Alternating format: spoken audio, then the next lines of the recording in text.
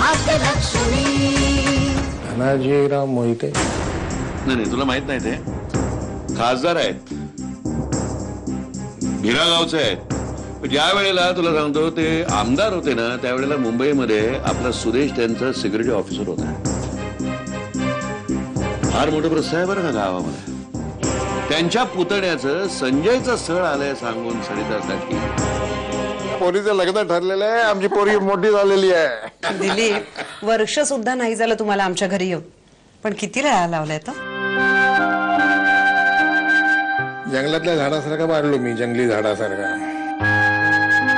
तुमच्यासारख्यांचं घर मिळणं हे भाग्यात असावं लागतं बाई. तुम्ही या गावाचे सरपंच आहात, मला न्याय मिळवून देण्यात तुम्हाला माझी मदत करायला हवी. म्हणजे आम्ही काय करायला हवं?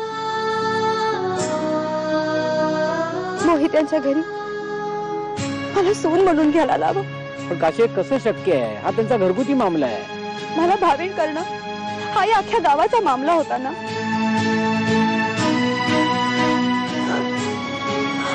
आता तीच बिराई आई सांगतेय की मी धनाजीरावांची सून म्हणून राहावं ही तिची इच्छा आहे. तर ती इच्छा या गावाने पूर्ण करू नये. हा पॉइंट मात्र तुझा एकदम बरोबर आहे. पण काय काशी, धनाजीराव पडलं गावातलं मोठं माणूस. आता ही गोष्ट त्यांना कोणी आणि कशी सांगावी? एक माणूस आहे बाप्पाजी. रे कपाळाला बघ कुंकू, गळ्यात मंगळसूत्र कशी दिसते बघ. अरे सगळा असून काय फायदा? अरे स्वतःच्या समाधानासाठी घालतीये कुंकू आणि मंगळसूत्र. अरे पडीला धनाजीराव घरात सून म्हणून घ्यायला तयार नाही. अरे ते जाऊ दे, तू माझी इच्छा आहे. धनाजीरावांनी तुला घरात घेतलं नाही ना तर आपण आहे ना, आपण घेतो तुला घरात. म्हणजे दुसरं घर घेऊन देतो. तुला काय बी कमी पडू देणार नाही. अगदी बायको सारखी ठेवून तुला. चल तुझा तुला सगळं समजावून सांगतो. चल अगं चल की चल की, चल ना अगं, चल ना अगं, चल की. कोणावर दगड उचलते? कोणावर दगड उचलते तू? बरं, सगळेजण आपण आता एकत्र जमलोच आहे, तर मला एक विषय बोलायचा आहे. काय ग? अहो ऐका तरी. नाही, धनाजीरावांचा फोन आलाय ठीक आहे, पण त्यांचा फोन आला म्हणून लगेच आपण जायचं का सगळ्यांनी? बेसिकली मला ही कल्पनाच मुळी ग्रेट वाटते.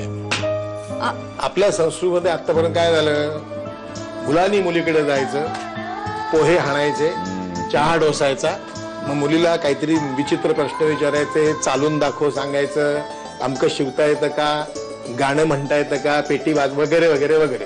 त्यावेळेला उलट करायचं, मुलगी जाणार मुलाकडे, सगळे चहा पोहे सर्व ढोसणार खाणार.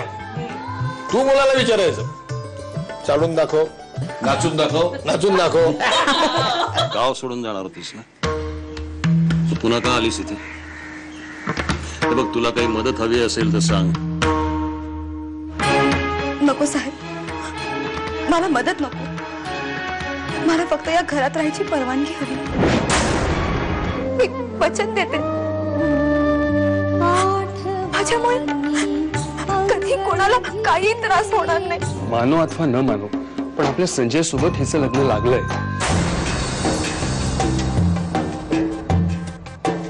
त्यामुळे सून म्हणून नको हवं तर, पण निदान एक आश्रित म्हणून तरी तिला राहू द्या इथे. ठीक आहे. ठीक आहे म्हणजे तुम्हाला काही लाज?